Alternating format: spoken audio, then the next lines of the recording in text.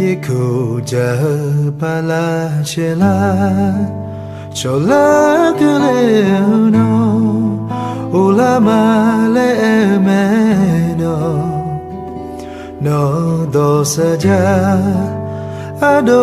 mange de ni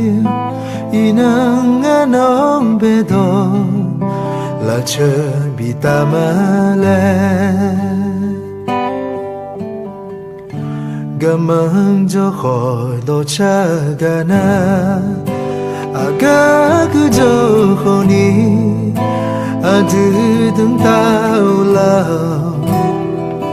no ta nge do ma sa ja bi tha inang anong be do ye ku ja na mi ne no ma jo Sanya Enge taloi no e maulanga Agaite no aje mine mi shumang bete joy Ola ola chambila Ye ko ja bala chela chola kale khoni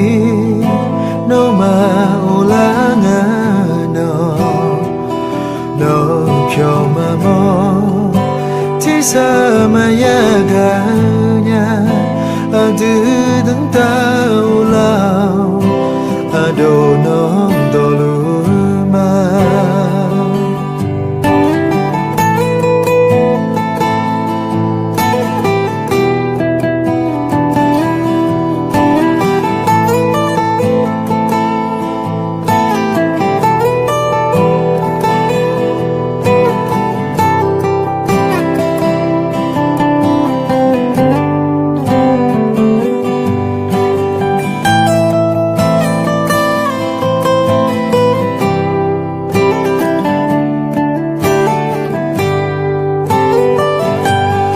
Majona ngabe usanya enge thalu no e maulanga agaite no aje mine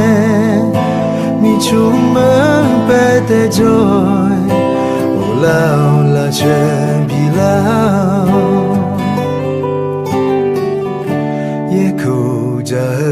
bala chela chola kale khoni no ma ulanga no no pyo ma mo ti sa ma ya ga nya adu dung ta